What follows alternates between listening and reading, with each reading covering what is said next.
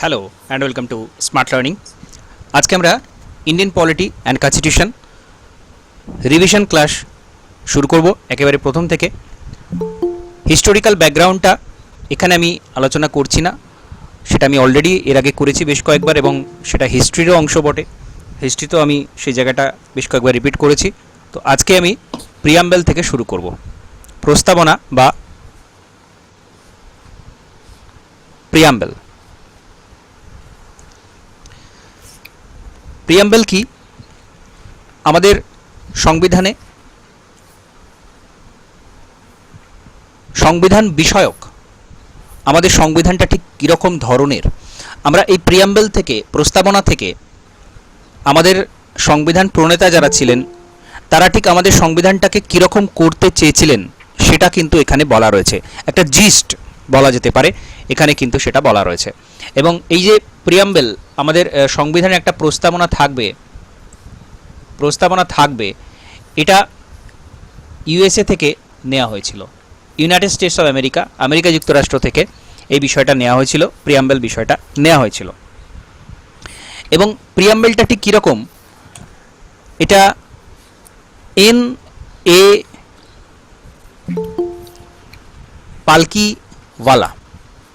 পালকিওয়ালা উনি বলছেন যে প্রস্তাবনাটা হচ্ছে identity card of the constitution. Identity card of the constitution অর্থাৎ আমাদের সংবিধানের পরিচয়পত্র। আমাদের সংবিধানটা ঠিক কীরকম সেটা আমরা এই প্রস্তাবনা থেকে জানতে পারি। তো যে সমস্ত গভর্নমেন্টের যে বইগুলো থাকে, আমরা দেখেছি প্রত্যেকটা ক্লাসের বিভিন্ন বইতে এই প্রস্তাবনাটা কিন্তু তোলা থাকে, এবং এই প্রস্তাবনা থেকে কিন্তু প্রশ্ন অবশ্যই থাকবে। এখানে যে শব্দগুলো ব্যবহার করা হয়েছে সেই শব্দগুলো জিজ্ঞাসা করা হয়, কি জিজ্ঞাসা করা হয়, বিভিন্ন ধরনের বিষয়গুলো জিজ্ঞাসা করা হয়। এবং এই যে প্রস্তাবনা, এটা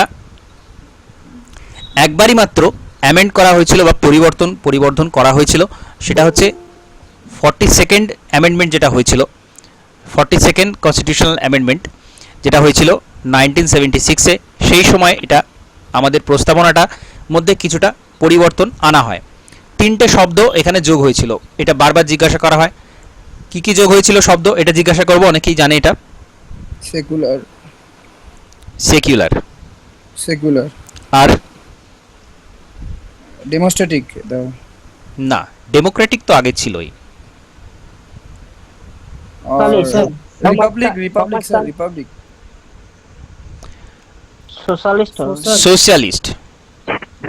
সোশ্যালিস্ট, ধর্মনিরপেক্ষ, সেকুলার, গণতন্ত্র।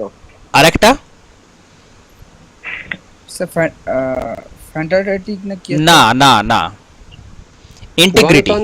ইন্টিগ্রিটি, সেকুলার, সোশ্যালিস্ট আর ইন্টিগ্রিটি, এই 3টে শব্দ, সেকুলার, সোশ্যালিস্ট আর ইন্টিগ্রিটি, এই 3টে শব্দ 42তম সংবিধান সংশোধনী 1976, যেটাকে আমরা মিনি কনস্টিটিউশন বলি, এখানে সংবিধানকে প্রায় পাল্টে দেওয়া হয়েছিল, অনেক কিছু পরিবর্তন করা হয়েছিল। 42তম সংবিধান সংশোধনী 1976, সেইখানে তখন এই 3টে শব্দ এখানে যোগ করা হচ্ছে। সেকুলার, ধর্মনিরপেক্ষ, সোশ্যালিস্ট, সমাজতান্ত্রিক, এবং ইন্টিগ্রিটি, অখণ্ডতা, এই 3টে বিষয়, এই 3টে শব্দ আমাদের প্রস্তাবনাতে আসছে। প্রস্তাবনাতে আগে এই 3টে শব্দ ছিল না। আচ্ছা, এবার প্রস্তাবনাতে কি কি বিষয় বলা রয়েছে? We the people of India having solemnly resolved to constitute India into a sovereign socialist secular democratic republic. অর্থাৎ এখান থেকে আমরা কি বুঝতে পারি, আমাদের যে সংবিধান এবং এর যে ক্ষমতার উৎস সেটা হচ্ছে people. We the people of India, এখানে পিপল সাধারণ যে মানুষ, তারা কিন্তু ক্ষমতার উৎস। এটা খুব গুরুত্বপূর্ণ একটা বিষয় যে ক্ষমতার উৎস কিন্তু সাধারণ মানুষ, এবং এটাই জিজ্ঞাসা করা হয় যে এখানে ক্ষমতার উৎস কারা এখানে ক্ষমতা ভোগ করবে, সেটা হচ্ছে সাধারণ মানুষ। আচ্ছা, তারপরে যে শব্দগুলো রয়েছে সেইগুলো থেকে বারবার বিভিন্ন, সভারিং মানে কি, সভারিংয়ের বাংলা কি রয়েছে? সভারিং মানে হচ্ছে সার্বভৌম। সার্বভৌমর মিনিংটা কি, এখান থেকে মিনিংটা জিজ্ঞাসা করা হয়। সার্বভৌম মানে কি? মানে ভারত কোন রকম বৈদেশিক নিয়ন্ত্রণের অন্তর্গত নয়। একদম এই শব্দটাই ঠিক বলতে হবে যে ভারতবর্ষ কিন্তু কোনো বাইরের দেশের নিয়ন্ত্রণ প্রভাব মুক্ত, সমস্ত রকমের বাইরের দেশের প্রভাব মুক্ত, এর অর্থ হচ্ছে এইটা। সভারিং এর অর্থ হচ্ছে এইটা। সোশ্যালিস্টের অর্থ কি? সমাজতান্ত্রিকের অর্থ কি?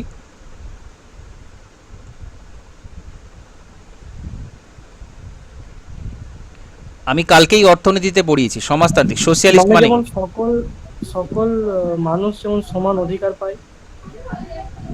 না, এটা ঠিক পরিষ্কার এরকম নয়, ব্যাপারটা এরকম নয়। সোশ্যালিস্ট, আমি গতকালই পড়াচ্ছিলাম ইকোনমিতে, সোশ্যালিস্ট ইকোনমি মানে কি? সমাজতান্ত্রিক অর্থনীতি। তার মানে হচ্ছে এখানে সরকার কিন্তু সবকিছু নিয়ন্ত্রণ করবে এবং সাধারণ মানুষের ওয়েলফেয়ারের জন্য কাজ করবে, অর্থাৎ সামাজিক কল্যাণের জন্য কাজ করবে, ওয়েলফেয়ারের জন্য কাজ করবে এবং অধিকাংশ বিষয়ে সরকার কিন্তু নিয়ন্ত্রণ করবে। তো এই হচ্ছে সোশ্যালিস্ট। আর সেকুলার মানে কি? প্রত্যেকটা ধরে ধরে জিজ্ঞাসা করা হয়, সেকুলার মানে কি? নিরপেক্ষ। জাতি ধর্ম বর্ণ নির্বিশেষে সকলকে সমান অধিকার দিতে হবে এবং না না না কাউকে না কোনো না না না, ভুল হচ্ছে। সেকুলার অর্থ হচ্ছে ধর্মনিরপেক্ষ। আমাদের ধর্মনিরপেক্ষ তো বাংলা অর্থ, কিন্তু আমাদের এখানে সেকুলার মানে কাউকে কোনো ধর্ম পালনে মানে বাধ্য করা যাবে না। না, বিষয়টা সেরকম নয়। আমাদের যে স্টেট, অর্থাৎ এখানে স্টেট মানে হচ্ছে আমাদের রাষ্ট্র, আমাদের দেশ। আমাদের দেশ সমস্ত রকম ধর্মাচরণ থেকে মুক্ত, অর্থাৎ রাজ্য কোনো ধর্মকে প্রমোট করে না, আমাদের দেশ কোনো ধর্মকে প্রমোট করবে না। এটা হচ্ছে আমাদের সেকুলারিজমের ডেফিনিশন, অর্থ। এখানে সেকুলার বিভিন্ন অপশানে ওরকম নানা রকম যে শব্দগুলো আমরা সাধারণত বলে থাকি সেকুলার মানে, সেইগুলো নানা রকম কিন্তু দেবে। কিন্তু এখানে যে সেকুলার কথাটা বলা হয়েছে, প্রিয়াম্বেলে যে সেকুলার শব্দটা আনা হয়েছে, তার মানে হচ্ছে আমাদের দেশ কোনো ধর্মকে প্রমোট করবে না এবং সমস্ত রকম ধর্মাচরণ থেকে কিন্তু সে সেপারেট থাকবে, সেখানে কিন্তু সে কোনো রকম হস্তক্ষেপ করবে না। এটার মানে যেমন যে কেউ ফ্রিলি ধর্মাচরণ করতে পারে, তার নিজস্ব ধর্মাচরণ করতে পারে, এটাও এর মানে। আবার এর মানে হচ্ছে এটাও যে রাজ্য অর্থাৎ সরকার থেকে কিন্তু কোনো রকম ধর্মকে এখানে আলাদা করে প্রমোট করা হবে না, এরকম। এটা হচ্ছে আমাদের সেকুলার, এর ডেফিনেশনটা কিন্তু এরকম। তো এইগুলো খুব সাবধানে উত্তর করতে হবে। এখানে কিন্তু ফ্যাকচুয়াল বিষয়টা নয়, এখানে বোঝার বিষয় রয়েছে। কবে হয়েছে, কি হয়েছে, এরকম ধরনের প্রশ্ন তো ইজি, কিন্তু যখনই একটা কনসেপচুয়াল কোয়েশ্চেন দেবে এরকম ধরনের প্রশ্ন, এগুলো কিন্তু সাবধানে উত্তর করতে হবে। আচ্ছা, রিপাবলিক মানে কি? ডেমোক্রেটিক মানে তো সকলে জানে, গণতান্ত্রিক। রিপাবলিক মানে কি? সাধারণতন্ত্র। রিপাবলিক মানে সাধারণতন্ত্র বা প্রজাতন্ত্র মানে কি? প্রজাতন্ত্রের মিনিংটা কি? এখানে যিনি হেড অফ দ্য স্টেট হন, head of the state,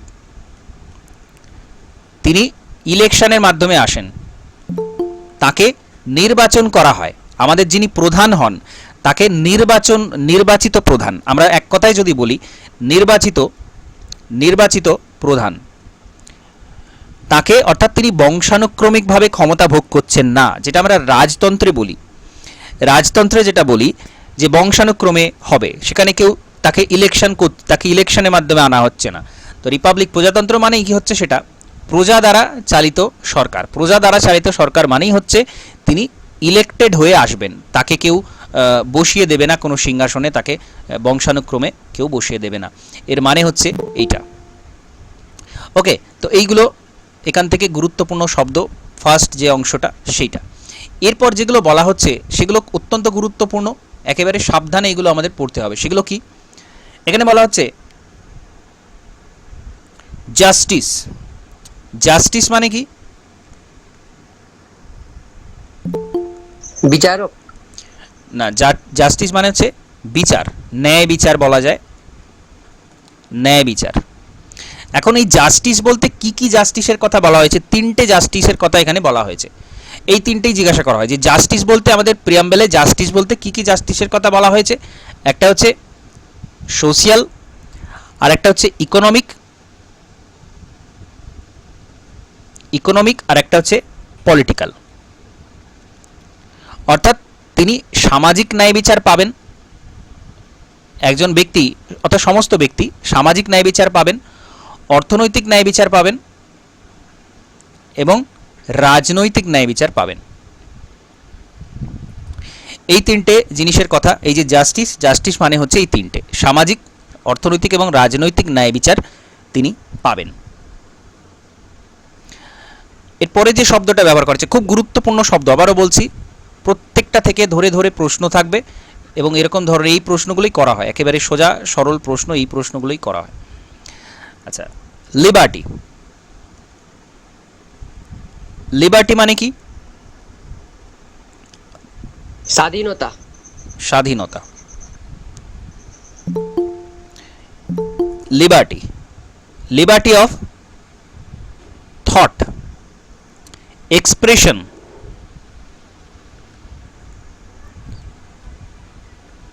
belief, faith, worship. অর্থাৎ কিসের কিসের স্বাধীনতা ভোগ করবেন সাধারণ মানুষ? ভাবনা চিন্তা। একজন ব্যক্তি তিনি তার স্বাধীন ভাবনা চিন্তাকে প্রকাশ করতে পারবেন, যেটা আমরা দেখেছি ফান্ডামেন্টাল রাইটসে আর্টিকেল 19-এ বলা রয়েছে, এই এক্সপ্রেশনের কথা বলা রয়েছে। অর্থাৎ তিনি তাকে প্রকাশ, শুধু ভাবনা চিন্তায় নয়, সেটা তিনি প্রকাশ করতে পারবেন এক্সপ্রেশনের মাধ্যমে। সেটা লেখা হতে পারে, মুখে বলা হতে পারে, অঙ্গভঙ্গির মাধ্যমে, যে কোনোভাবে সেটা তিনি এক্সপ্রেস করতে পারবেন, তার স্বাধীনতা তার এটা থাকবে।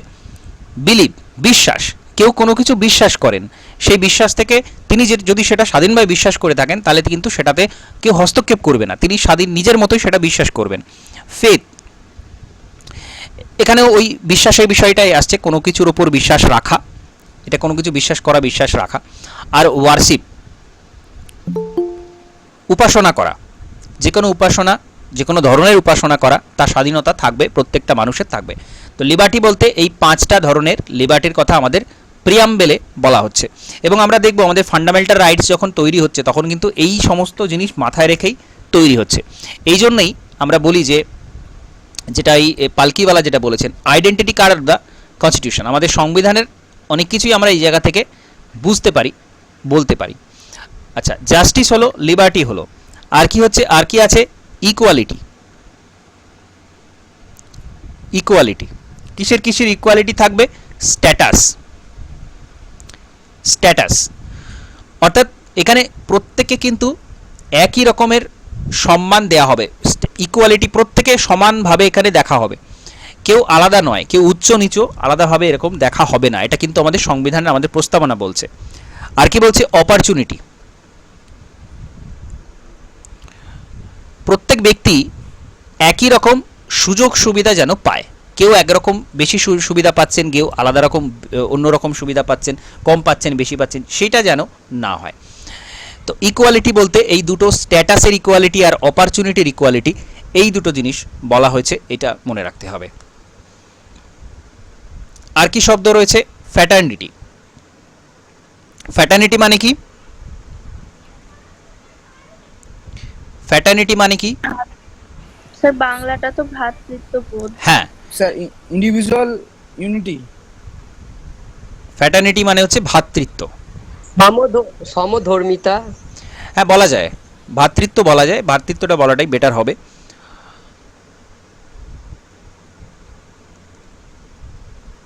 তো এটা কি থাকবে, কিসে কিসের উপর ফ্র্যাটার্নিটি থাকবে? প্রত্যেক ব্যক্তি ইন্ডিভিজুয়াল, প্রত্যেক ব্যক্তিকে সমভাবাপন্ন, তাকে ভ্রাতৃত্ব বোধে দেখতে হবে। আর কি করতে হবে? ইউনিটি, ইউনিটি আর ইন্টিগ্রিটি, আমাদের দেশের ইউনিটি, একতা এবং অখণ্ডতা। এই যে ইন্টিগ্রিটি, যেটা বললাম কিছুক্ষণ আগে, যে 3টে শব্দ যোগ করা হয়েছিল 42তম সংবিধান সংশোধনীতে, একটা হচ্ছে ইন্টিগ্রিটি, একটা সোশিয়ালিস্ট, একটা সেকুলার। তো ইন্টিগ্রিটি যোগ হয়, আর এই ইউনিটি এখানে আমাদের ভারতের অখণ্ডতা এবং একতা এবং অখণ্ডতা, ইউনিটি এবং ইন্টিগ্রিটি, এই দুটো রক্ষা করতে হবে বলা আছে। এবং আমাদের প্রস্তাবনায় বলা রয়েছে যে আমাদের সংবিধানটা কবে ফাইনালি প্রস্তুত হয়েছিল, সেই ডেটটা বলা রয়েছে। সেই ডেটটা কবে? 1949 স্যার। 1950 স্যার 1949। ডেটটা কবে? Date date sir November 26 26 November. November. 30 November. হ্যাঁ 26 নভেম্বর, 26 স্যার। 26শে নভেম্বর 1949 এই দিন আমাদের সংবিধানটা ফাইনালাইজ হয়ে যাচ্ছে। এখানে সবাই সই করে দিচ্ছেন, কিন্তু এটা বাস্তবায়ন হচ্ছে কবে? 26শে জানুয়ারি 1950। 1950। 50। তো এই দুটো জিনিস মনে রাখতে হবে। এবং আমাদের যদি জিজ্ঞাসা করে যে সংবিধানে কোন ডেটটা বলা রয়েছে, তাহলে এই ডেটটার কথা বলতে হবে, প্রস্তাবনাতে কোন ডেটটা, তো এই ডেটটার কথা বলতে হবে। এবার প্রস্তাবনাটাকে অবজেক্টিভ রিজলিউশন হিসেবে জওহরলাল নেহেরু এনেছিলেন প্রথমে, অবজেক্টিভ রিজলিউশন, পরে সেটাকেই প্রস্তাবনা করা হয়। তো এই বিষয়গুলো এখানে মনে রাখলেই যথেষ্ট। প্রিয়াম্বেল থেকে আমরা পুরোটাই কভার করে নিলাম। এরপর যে অধ্যায়টা আছে সেটা কোনটা? প্রস্তাবনা, অর্থাৎ প্রথমে আমার যেটা শুরু হচ্ছে আর্টিকেল 1 থেকে 4। আর্টিকেল 1 থেকে 4 আমাদের সংবিধানে আর্টিকেল 1 থেকে 4-এ কি বলা আছে? কিসের কথা বলা আছে? Making constitution, union of constitution. Union and it's territory. Union territory. Union and it's territory. তো 1 থেকে 4-এর মধ্যে বলা আছে, এবং 1 থেকে 4 মানেই এটা হচ্ছে কোন পার্টে পড়বে? পার্ট 1। পার্ট 1-এ ইউনিয়ন এবং এর টেরিটরি কথা বলা আছে। তো আমাদের দেশ এবং আমাদের যে এলাকা সেটা কি হবে, কীরকম হবে, সেটাকে বলা রয়েছে এখানে। তো কত নম্বরে বলা রয়েছে, কি বলা রয়েছে, এটা জিজ্ঞাসা করা হয়। এইবার এখান থেকে একটা প্রশ্ন বারবারই জিজ্ঞাসা করা হয়, সেটা হচ্ছে আমাদের যে নতুন রাজ্য তৈরি, যেহেতু এখানে ইউনিয়নের কথা বলা রয়েছে, ইউনিয়ন বলতে আমাদের ইন্ডিয়ার কথাই বলা হচ্ছে, এই টেরিটরি, এবং এর মধ্যে বিভিন্ন রাজ্য আছে, স্টেটস রয়েছে। তো এই স্টেটসগুলো নতুন রাজ্য তৈরি বা বাউন্ডারি পরিবর্তন, এটা যদি করতে হয় তাহলে আমাদের পার্লামেন্টে কি ধরনের মেজরিটি লাগে? কি ধরনের মেজরিটি লাগে? Simple majority, Simple majority. Special majority, নাকি স্পেশাল মেজরিটি প্লাস স্টেটেড 1/2 এরকম? তো এটা হচ্ছে খুব গুরুত্বপূর্ণ। সিম্পল মেজরিটিতে আমাদের নতুন, ধরা যাক নতুন রাজ্য তৈরি হবে। আমাদের লাস্ট নতুন রাজ্যটা কবে তৈরি হয়েছিল? তেলেঙ্গানা। তেলেঙ্গানা। তেলেঙ্গানা কবে? 2014 ডেট? 2রা জুন। 19 জুন। 2 জুন। 2 জুন স্যার। তো এই যে নতুন রাজ্য তৈরি হলো অন্ধ্রপ্রদেশকে ভেঙে, এটা তৈরি করতে গিয়ে কি করতে হয়েছিল? কিচ্ছু না, খালি একটা বিল আনতে হলো যে নতুন এটা রাজ্য তৈরি হবে, এবং সেটা যেদিন বিলটা উপস্থিত করা হলো লোকসভাতে এবং রাজ্যসভাতে, সেখানে যতজন উপস্থিত ছিল তার অর্ধেকের বেশি যদি সেটা বলে হ্যাঁ, তাহলেই ব্যাস নতুন রাজ্য একটা তৈরি হয়ে যাবে। তো এই যে চট করে একটা নতুন রাজ্য তৈরি করে ফেলা এতটাই সহজ, এটা কিন্তু এই জন্যই বলা হচ্ছে যে সিম্পল মেজরিটিতে নতুন রাজ্য তৈরি করা যায়। আর কি করা যায়? বাউন্ডারি চেঞ্জ করে দেওয়া যায়। ধরা যাক আমাদের পশ্চিমবঙ্গে মনে করা হলো যে বিহার থেকে, ঝাড়খণ্ড থেকে একটা রাজ্য আমাদের পশ্চিমবঙ্গে আনা হবে, বা আমাদের পশ্চিমবঙ্গ থেকে একটা রাজ্য, পশ্চিমবঙ্গের কিছুটা অংশ ঝাড়খণ্ডে দেওয়া হবে, বা ঝাড়খণ্ডের কিছু অংশ পশ্চিমবঙ্গকে দেওয়া হবে। এটা ঠিক করা হলো। এটাও কিন্তু সিম্পল মেজরিটিতে করা যায়। আর যদি মনে করা হয় নাম পাল্টানো হবে, রাজ্যের নামটা পাল্টে দেওয়া হবে, নতুন নাম রাখা হবে, যেমন উড়িষ্যা আগে বলতাম, এখন হয়ে গেছে ওডিশা। তো এই যে নাম পরিবর্তন, এটাও কিন্তু সিম্পল মেজরিটিতে করা যায়। অর্থাৎ এগুলো করাটা কিছু ব্যাপারই নয়। আর এই যে নতুন রাজ্য তৈরি, যদি পার্লামেন্ট মনে করে, যদি কেন্দ্র সরকার মনে করে নতুন রাজ্য তৈরি করব, কোনো রাজ্য সেখানে কিছু করতে পারবে না। রাজ্যকে একবার জিজ্ঞাসা করা হয়, প্রেসিডেন্ট একবার জিজ্ঞাসা করে, রাজ্য কি বললো তাতে কিছু যায় আসে না। যদি পার্লামেন্ট মনে করে তাহলে নতুন একটা রাজ্য করেই দিতে পারে, কোনো ব্যাপার না। তো এই হচ্ছে বিষয়, সিম্পল মেজরিটি, এটা খুব গুরুত্বপূর্ণ, মনে রাখতে হবে। এবং আরেকটা বিষয়, যখন কোনো দেশ থেকে আমাদের দেশে নতুন টেরিটরি আসছে, কোনো দেশ থেকে আসছে, সেটাও সিম্পল মেজরিটিতে করা যায়। কিন্তু আমাদের দেশের কোনো অংশ যখন কোনো দেশের হাতে তুলে দেওয়া হবে, তখন সেটা কনস্টিটিউশন কিন্তু অ্যামেন্ড করতে হয়, সংবিধান সংশোধন করতে হয়। যেমনটা হয়েছিল কততম অ্যামেন্ডমেন্টে? যখন ওই ছিটমহল বিনিময় যেটাকে বলা হয়, 111টা ছোট এরিয়া ভারত থেকে, ইন্ডিয়া থেকে বাংলাদেশে ট্রান্সফার করা হয়েছিল, যেটাকে আমরা ছিটমহল বিনিময় বলি। এটা করা হয়েছিল 2015-তে, এবং এটা করতে গিয়ে আমাদের সংবিধানটাকে সংশোধন করতে হয়, অ্যামেন্ড করতে হয়। সংবিধান অ্যামেন্ড করতে গেলে কি লাগে? স্পেশাল মেজরিটি লাগে, আর স্টেটদের হাফ কনসেন্ট লাগে। তো এইটা করা হয়েছিল কততম সংবিধান সংশোধনীতে? 100তম, 100 সংবিধান সংশোধনী জিজ্ঞাসা করা হয়। তো 100তমতে কি করা হয়েছিল? বাংলাদেশের সাথে ছিটমহল বিনিময় করা হয়েছিল, অর্থাৎ ভারতের টেরিটরি কিছুটা অংশ বাংলাদেশকে দেওয়া হয়েছে, বাংলাদেশ থেকে কিছুটা আমাদের দেশে আনা হয়েছে। তো যেহেতু আমাদের দেশের কিছু অংশ অন্য দেশে দিতে হচ্ছে, সেই জন্য এটাকে স্পেশাল মেজরিটিতে পাশ করানো হলো এবং সংবিধান সংশোধন করা হলো। যখনই সংবিধান সংশোধন করা হবে তখনই স্পেশাল মেজরিটিতে সেটা পাশ হতে হবে। তো এই হচ্ছে বিষয়, এটা মনে রাখতে হবে। 100তম অ্যামেন্ডমেন্ট অ্যাক্টে বাংলাদেশকে দেওয়া হয়েছিল ছিটমহল। আচ্ছা, এবার আমাদের যখন স্বাধীনতা এলো তখন এরকম ধরনের আমাদের রাজ্যগুলো ছিল না। আমাদের শর্তটা এমন রাখা হয়েছিল যে প্রিন্সেলি স্টেটরা মনে করলে স্বাধীন থাকতে পারে। অনেক স্টেট চেয়েছিল, স্বাধীন থাকতে চেয়েছিল। কোন কোন স্টেট চেয়েছিল স্বাধীন থাকতে? কোন কোন প্রিন্সেলি স্টেট চেয়েছিল স্বাধীন থাকতে? জম্মু কাশ্মীর আর আর হায়দ্রাবাদ আর একটা জুনাগড়। এই 3টে রাজ্য চেয়েছিল আলাদা থাকতে। তো জম্মু কাশ্মীরে কি করা হলো? ইনস্ট্রুমেন্ট অফ অ্যাকসেশন সাইন করা হয়। জম্মু কাশ্মীর তৎকালীন যে রাজা ছিলেন হরি সিং, তার সাথে ইনস্ট্রুমেন্ট অফ অ্যাকসেশন সাইন করা হয়। জুনাগড়ে রেফারেন্ডাম করা হয়। হায়দ্রাবাদে পুলিশ অ্যাকশন, হ্যাঁ, পুলিশ অ্যাকশনের মাধ্যমে এগুলোকে ইন্টিগ্রেট করা হয়েছিল। এইবার ইন্টিগ্রেট তো করে দেওয়া হলো। এবার প্রথমেই কিন্তু আমাদের স্টেটগুলো 4টে ভাগে ভাগ ছিল। Part A, part B, part C, part D, এরকম 4টে ভাগ ছিল। 1950 সালে যখন সংবিধান আসে তখন 4টে ভাগে ভাগ ছিল। Part A, part B, part C, part D, 4টে ভাগ ছিল। কিন্তু পরবর্তীকালে ধর কমিশন আসে, যেটা জিজ্ঞাসা করা হয় ধর কমিশন কিসের জন্য করা হয়েছিল? ভাষার ভিত্তিতে রাজ্য গঠন। ধর কমিশন এটা রাজ্যগুলো কিরকম ভাবে হবে? আমাদের রাজ্য তখন যেটা বললাম, part A, part B, part C, part D, এরকম 4টে ভাগে ভাগ ছিল। এবার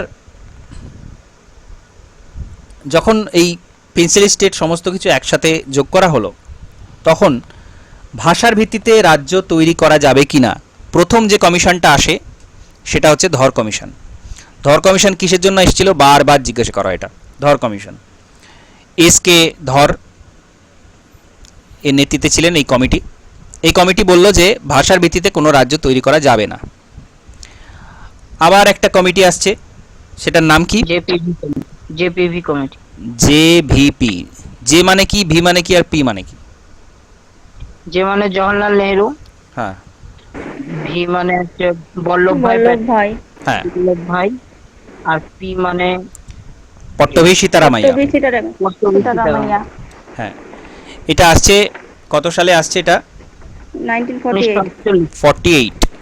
48 আসছে। রিপোর্ট দিচ্ছে পরের বছর 49-এ। এরাও বলছে যে ভাষার ভিত্তিতে রাজ্য তৈরি করা যাবে না। ওকে,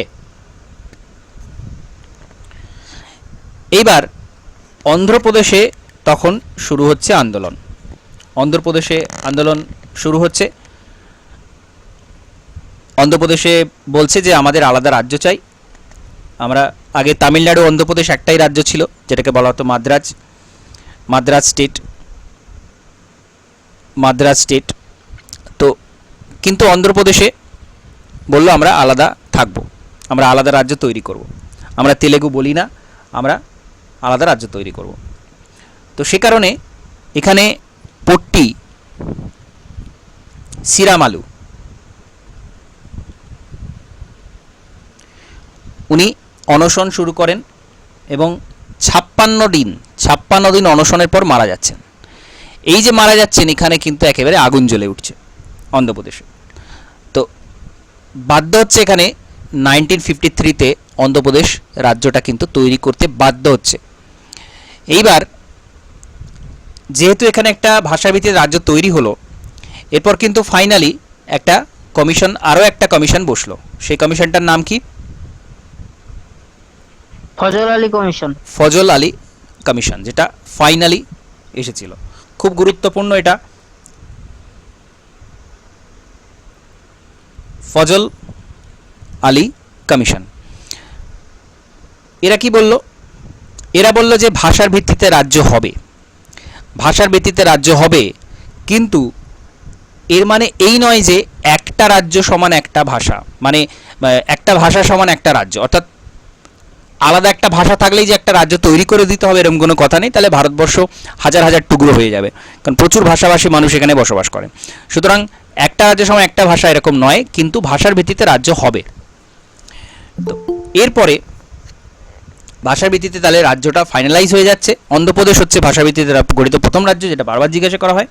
ভাষার ভিত্তিতে প্রথম রাজ্য হচ্ছে অন্ধ্রপ্রদেশ। কেন হয়েছে সেটা এইমাত্র বললাম। এবার এই ফজল আলী কমিশনের যে রেকমেন্ডেশনগুলো ছিল, সেই রেকমেন্ডেশনে কি হচ্ছে? একটা আইন তৈরি হচ্ছে, state reorganisation act. State reorganisation act, অর্থাৎ রাজ্যগুলো নতুন করে তৈরির জন্য একটা আইন আনাচ্ছে 1956 এই আইনটা কবে এসেছিল জিজ্ঞাসা করা হয়। এবং এই রেকমেন্ডেশনটা ফজল আলী রেকমেন্ডেশন ছিল, ফজল আলী কমিটির রেকমেন্ডেশন ছিল। সেই অনুযায়ী প্রথমে এই অনুযায়ী ভারতে কতগুলো রাজ্য আসছে? 14টা স্টেট আসছে আর 6টা ইউনিয়ন টেরিটরি। 6টা, 6টি ইউনিয়ন টেরিটরি। তো এতগুলো রাজ্য এবং ইউনিয়ন টেরিটরি আসছে। আর প্রথম যেটা হচ্ছে এই 1956-এর পরে, অন্ধ্রপ্রদেশ তো হলো, যেটা সেকেন্ড হচ্ছে কোনটা? বোম্বে।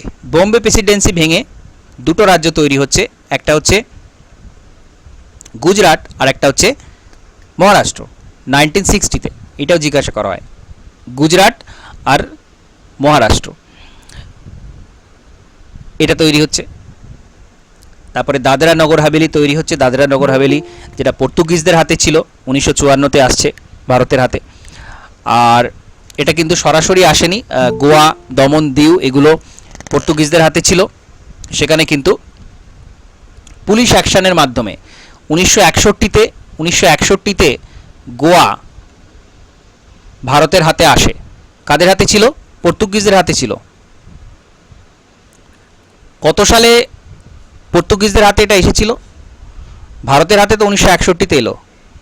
হিস্ট্রি থেকে প্রশ্ন করি, অ্যাডভেন্ট অফ ইউরোপিয়ান, গোয়া পর্তুগিজদের হাতে কার সময় গিয়েছিল? কে নিয়ে গিয়েছিল? কত সালে গিয়েছিল? 1503। 1500 হলো। 1500 কত? 1510। ওকে, 1510-এ গোয়া বিজাপুরের হাত থেকে চলে যাচ্ছে পর্তুগিজদের হাতে। আলবুকার্কের সময় এটা হচ্ছে। তো মনে রাখতে হবে, এটা যদিও হিস্ট্রির কোয়েশ্চেন। তো গোয়া স্বাধীনতা পাচ্ছে কবে? 1961-তে। আমাদের স্বাধীনতা হয়ে যাচ্ছে 47-এ, কিন্তু গোয়া তারপরেও পর্তুগিজদের হাতে ছিল। ভারত পর্তুগিজদের বলে যে গোয়া ভারতের হাতে তুলে দিতে, কিন্তু ওরা দেয়নি।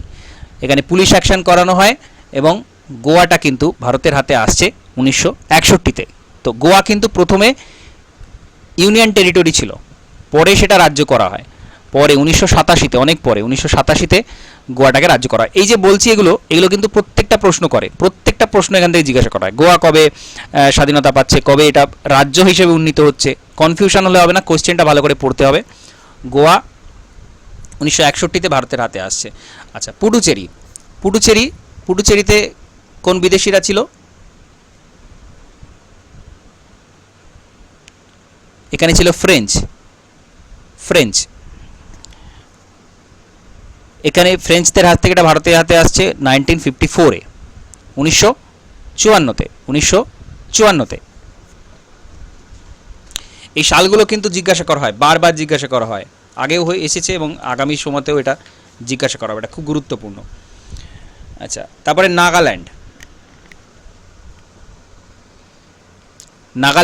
নাগাল্যান্ডটা আসাম থেকে ভেঙে তৈরি করা হয়েছিল নাগা পিপলদের আলাদা করার জন্য। নাগাল্যান্ড করা হয়েছিল 1963-তে। এখানে সাল না মনে রাখলেও চলবে। তারপর পাঞ্জাব প্রদেশটাকে 3টে ভাগে ভাগ করা হয়, হরিয়ানা, চণ্ডীগড় এবং হিমাচল আর পাঞ্জাব। 1966-তে পুরো পাঞ্জাব প্রদেশকে ভাঙা হচ্ছে, পাঞ্জাব, হরিয়ানা আর হিমাচল প্রদেশ এবং চণ্ডীগড়। আমরা এই চণ্ডীগড় একটা ইউনিয়ন টেরিটরি, ইউটি, পাঞ্জাব এবং হরিয়ানার রাজধানী এবং হিমাচল প্রদেশ, এই এতগুলো রাজ্য পাঞ্জাবকে ভেঙে তৈরি করা হচ্ছে 1966-তে। এরপর আরও অনেক বিভিন্ন ডিভিশন আছে, এত সমস্ত কিছু মনে রাখা সম্ভব নয়। এরপর একেবারে চলে যেতে হবে 2000 সালে। 2000 সালে কোন কোন রাজ্য আসছে? ছত্তিশগড়, ছত্তিশগড়, উত্তরাখণ্ড, ঝাড়খণ্ড। উত্তরাখণ্ড আর ঝাড়খণ্ড, এই কটা আসছে। আর সব শেষে আসছে তেলেঙ্গানা। ওকে,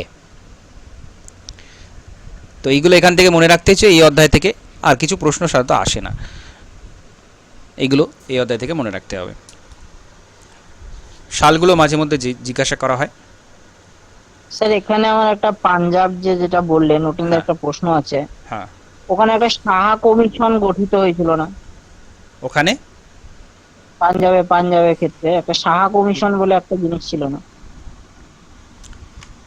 না, এখানে আলাদা করে মানে এই ডিভিশনের জন্য তো হয়নি। ওরকম একটা পাঞ্জাবের মধ্যে কি কমিশন? পাঞ্জাবে যেটা হয়, এখানে শিখরা একটু আন্দোলন করছিল, এখনও যেটা চলে, খালিস্তানি মুভমেন্ট যেটা চলে। আর আকালি দল এখানে পাঞ্জাবি সুবা যেটাকে বলে, মানে পাঞ্জাব এরিয়াটা আলাদা করে তারা দাবি করে। মানে মূল বিষয়টা ছিল যে ভাষাগত ডিফারেন্স রয়েছে, হরিয়ানাতে হিন্দিভাষী মানুষ বেশি বসবাস করে, পাঞ্জাবি ভাষা বলে পাঞ্জাবে যারা রয়েছে, এখন যেটা পাঞ্জাব বলছি আমরা। তো সেই অনুযায়ী এখানে ডিভিশনটা হয়। হিন্দি স্পিকিং যারা, সেটা হরিয়ানা, আর আলাদা করে হিমাচল প্রদেশও বের করা হয়, আর তারপরে এটা পাঞ্জাবটা বের করা হয়। কিন্তু প্রথমে হিমাচল প্রদেশটা একটা ইউনিয়ন টেরিটরি ছিল, পরে সেটাকে 1971 সালে আবার রাজ্যে মর্যাদা দেওয়া হয়। হিমাচল প্রদেশ যখন নতুন হয় তখন সেটা ইউনিয়ন টেরিটরি ছিল। ওকে, তো এখানে এই বিষয়টাই ছিল, এছাড়া আর কিছু কমিশন টমিশন ছিল না। এখানে ওই ভাষার ভিত্তিতেই সমস্যাটা প্রথমে তৈরি হয়। তো ইউনিয়ন অ্যান্ড ইটস টেরিটরিতে এইগুলো আমাদের জানতে হবে।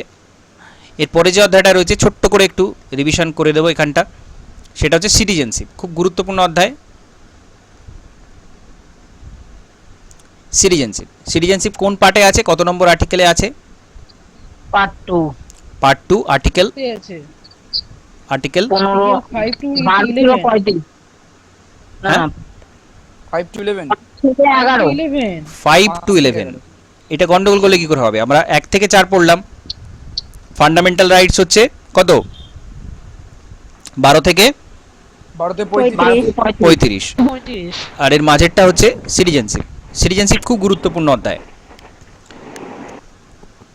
তো ভারতের সিটিজেনশিপটা কেমন?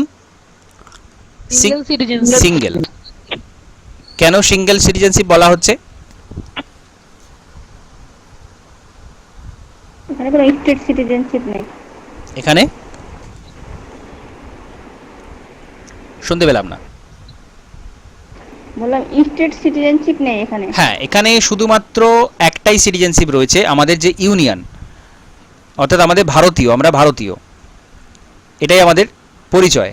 আমরা আলাদা করে রাজ্যের কোনো সিটিজেনশিপ নয়।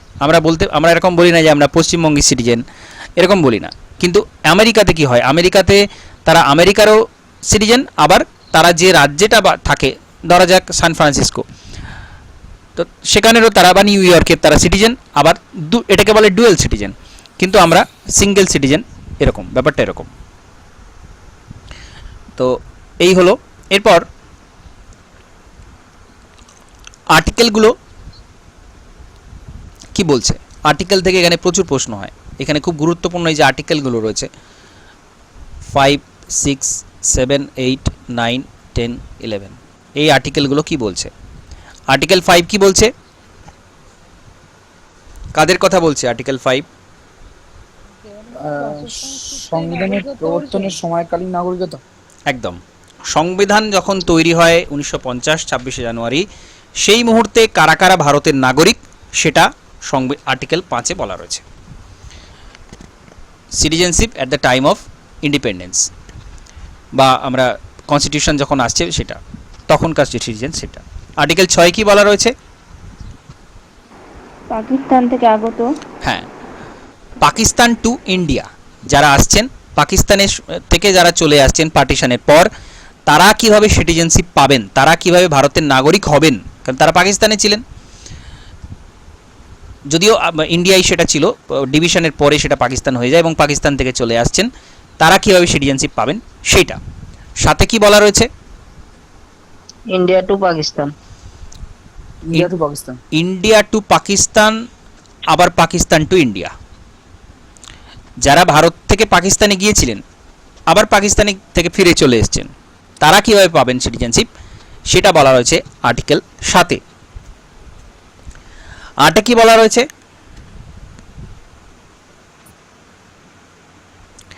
যারা আনডিভাইডেড ইন্ডিয়াতে জন্মেছিলেন এবং তাদের সন্তান সন্ততিরা বর্তমানে বিদেশে রয়েছেন, কিন্তু তারা আনডিভাইডেড ইন্ডিয়াতে জন্মেছিলেন এবং তাদের যে সন্তান সন্ততি তারা যদি ভারতের নাগরিকত্ব চায়, তাহলে তারা কিভাবে পাবে? অর্থাৎ তারা বর্তমানে বিদেশে বাস করছে, কিন্তু তাদের পূর্বপুরুষরা একসময় ভারতে ছিল, তারা কিভাবে সিটিজেনশিপ পাবে সেটা বলা রয়েছে আর্টিকেল 8-এ। 9-এ কি বলা রয়েছে? স্যার একটা কথা ছিল স্যার। হ্যাঁ বলুন। স্যার বলছি, যারা স্বেচ্ছায় বিদেশের রাষ্ট্রের নাগরিকত্ব গ্রহণ করেছে তাদের কি? হ্যাঁ, এটা তো স্যার আর্টিকেল 9-এ না? এটা আর্টিকেল 9-এ, ওটাই বলতে যাচ্ছিলাম আমি, ওটাই এরপরেই যেটা, সেটা হচ্ছে আর্টিকেল 9-এ যেটা আপনি বলছেন, যে কেউ যদি নিজে থেকে একটা দেশের নাগরিকত্ব নিয়ে নেয় তাহলে সে আর ভারতের নাগরিক থাকছে না। ওকে, আচ্ছা, নিজে থেকে। স্যার এটা 8-এ তো স্যার? না, এটা 9-এ বলা আছে, এটা 9। এটা 9-এ বলা আছে। ওকে, আচ্ছা স্যার, সরি। এটা 9-এ বলা রয়েছে। অনেক সময় কি হয়, অন্য দেশ সাম্মানিকভাবে তার নাগরিকত্ব দিল, সেটা আলাদা বিষয়, কিন্তু কেউ যদি নিজে থেকে ভলেন্টারিলি নিজের ইচ্ছায় অন্য দেশের নাগরিকত্ব গ্রহণ করে, সে আর ভারতের নাগরিক থাকবে না, এটা বলা রয়েছে আর্টিকেল 9। 10-এ কি বলা রয়েছে? পার্লামেন্ট, ধরা যাক পার্লামেন্ট এমন একটা আইন তৈরি করলো যার মাধ্যমে কোনো একজনের সিটিজেনশিপ চলে গেল, সেটা বলা রয়েছে আর্টিকেল 10-এ। ওকে, পার্লামেন্টের হাতে পুরো ক্ষমতা দেওয়া আছে এই সিটিজেনশিপের পুরো বিষয়টা। এটা তো এই পুরো এই যে 5 থেকে 11, এখানে ওই 26/1/1950 সময় যারা ভারতের নাগরিকত্ব পাবে কীভাবে পাবে না সেইটা নিয়ে বলা আছে এই 5 থেকে 11 পর্যন্ত। বাকি সব কিছু তুলে দেওয়া আছে পার্লামেন্টের হাতে। পার্লামেন্ট যদি মনে করে কোনো নাগরিকের নাগরিকত্ব কেড়ে নেবে, পার্লামেন্ট মনে করলে সেটা পারে, আবার কাউকে যদি মনে করে দেবে তাহলে পার্লামেন্ট পারে। অর্থাৎ পার্লামেন্টের হাতে পুরোপুরি ক্ষমতা দেওয়া রয়েছে, যেটা বলা রয়েছে এই আর্টিকেল 11-তে। 10-11 মোটামুটি একই কথা বলা রয়েছে, যে 11-তে বলা হচ্ছে যে কিভাবে সিটিজেনশিপ হবে বা কীভাবে চলে যাবে, সেই পুরো দায়িত্বটা হবে পার্লামেন্ট যা মনে করবে তাই।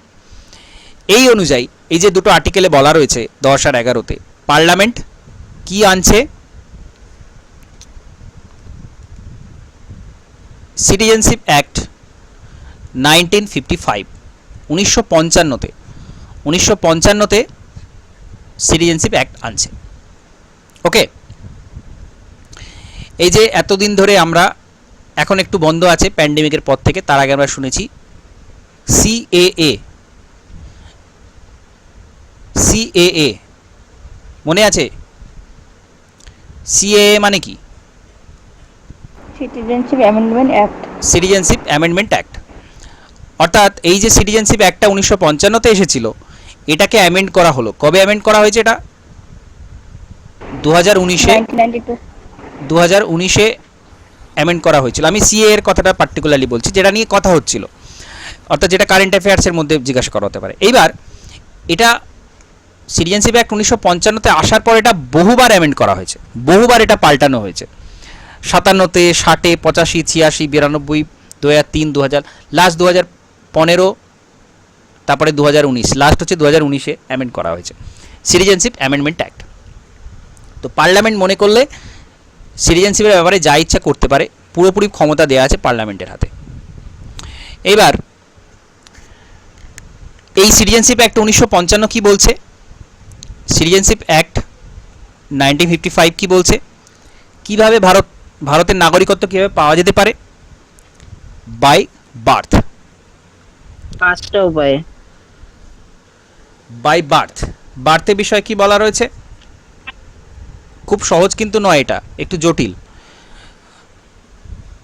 যারা কিনা 1950 থেকে 1987 1 জুলাইয়ের মধ্যে জন্মেছেন,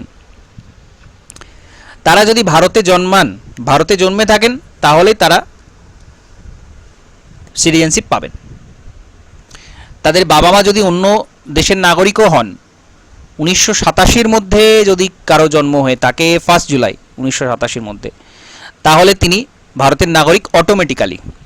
তার বাবা মা কিসের নাগরিক, কোন দেশের নাগরিক, সেটা দেখা হবে না। আর তাহলে 87-র পরে যারা জন্মাচ্ছে 2004 পর্যন্ত, 2004-এর 3 ডিসেম্বর পর্যন্ত, এদের যে কোনো একজনকে, এনিওয়ান, পিতামাতার যে কোনো একজনকে ভারতীয় হতে হবে। আর অন্য একজন ইললিগাল মাইগ্রেন্ট হবেন, অর্থাৎ জোরপূর্বক তিনি দেশে প্রবেশ করেননি। তিনি অন্য দেশের নাগরিক হতে পারেন, কিন্তু তিনি পালিয়ে আসেননি বা তিনি জোরপূর্বক ভারতে প্রবেশ করেননি। এরকমটা হলেই, অর্থাৎ যে কোনো একজনকে ভারতীয় হতে হবে, তাহলেই তিনি ভারতের নাগরিক হয়ে গেলেন। আর 2004-এর পরে যারা জন্মাচ্ছেন 3 ডিসেম্বরের পরে, পিতামাতা দুজনকেই তাদের ইন্ডিয়ান হতে হবে, তবে তারা ভারতের নাগরিক। ওকে, এই সমস্ত জিনিস কিন্তু বলা আছে, আমাদের সংবিধানে বলা আছে। ওকে, এটা হচ্ছে বাই বার্থের সিস্টেম, জন্মকালীন সময় কিভাবে নাগরিকত্ব পাওয়া যেতে পারে। আর হচ্ছে বাই ডিসেন্ট, জন্মগতভাবে, বংশগতভাবে। অর্থাৎ তিনি হয়তো বিদেশে ছিলেন, কোনো বিদেশে হয়তো জন্মালেন, তিনি কোনো একজন ব্যক্তি বিদেশে জন্মাচ্ছেন, কোনো একজন শিশু সে বিদেশে জন্মাচ্ছে, কিন্তু তার পিতা ভারতীয়। তাহলে তিনি যদি 1992-এর ভেতরে জন্মান, তাহলে তার পিতা ভারতীয় হলেই, তার ফাদার যদি ভারতীয় হন, তিনি বিদেশে জন্মাচ্ছেন, বিদেশে কোনো দেশ, হলে তিনি লন্ডনে জন্মাচ্ছেন, কিন্তু তার পিতা ভারতীয়, ভারতের সিটিজেন, মাতার কথা বলা হয়নি, পিতা ভারতের সিটিজেন হলেই, 1992-এর আগে জন্মালেই তিনি অটোমেটিক্যালি ভারতের সিটিজেনশিপ পাবেন। তাকে অ্যাপ্লিকেশন করতে হবে, কিন্তু পাবেন। এরকম অনেক বিষয় বলা রয়েছে। মোট কথায় বংশগতভাবে পাওয়া যায়, এটা আমাদের জানতে হবে। অনেক বিষয় রয়েছে, আমি এখানে সব ডিটেলসে যাব না, বহু সময় লাগবে। এগুলো আমি অলরেডি পড়িয়েছি ডিটেলস পড়ানোর সময়, এগুলো আমি যাচ্ছি না ডিটেলসে। আর কি বলা হচ্ছে? বাই রেজিস্ট্রেশন, রেজিস্ট্রেশনের মাধ্যমে হতে পারেন, রেজিস্ট্রেশনের মাধ্যমে হতে পারেন। রেজিস্ট্রেশন করলেই অ্যাপ্লিকেশান করতে হয় নির্দিষ্ট সময়ের মধ্যে, তাহলে তিনি পাবেন। একটা ফর্ম থাকে, সেটা ফিল আপ করতে হয়, তাহলে পেতে পারেন। বাই ন্যাচারালাইজেশন, এটা খুব গুরুত্বপূর্ণ।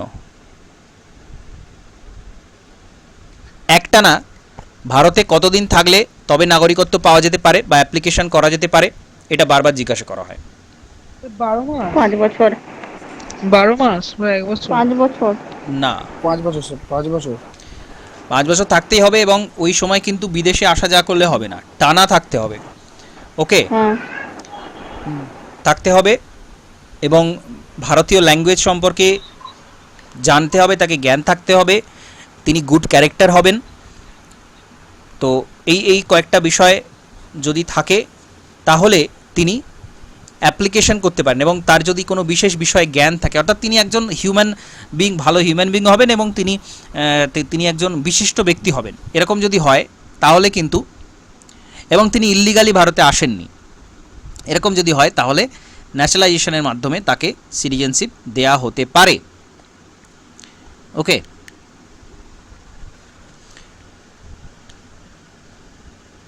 আচ্ছা, ইনকর্পোরেশন অফ টেরিটরি, কোনো একটা দেশের কোনো একটা অংশ যদি অ্যাকোয়ার করে, যেমন ওই ছিটমহলে যেটা ভারতের অংশে এলো, সেটা কিন্তু সেখানকার যারা নাগরিক তারা অটোমেটিক্যালি ভারতে চলে এলো। ভারত যদি কোনো এক্সট্রা অংশ পায়, কোনো দেশের কোনো অংশ পায়, তাহলে অলরেডি অটোমেটিক্যালি সেখানকার যারা নাগরিক হবেন তারা ভারতীয় হয়ে যাচ্ছেন। ওকে, তো এরকম সব বিষয় রয়েছে। যেটা আরও বেশি জিজ্ঞাসা করা হয় সেটা হচ্ছে লস অফ সিটিজেনশিপ, কীভাবে হারাতে পারে। লস সিটিজেনশিপ, কিন্তু তিনি ভারতের নাগরিক ছিলেন কিন্তু এখন আর থাকবেন না, কীভাবে হতে পারে? বাই অশুদ্ধ উপায়ে, তারপর হচ্ছে সংবিধানের প্রতি অশ্রদ্ধা, তারপর রিনুন্সিয়েশন, স্বেচ্ছায় ত্যাগ।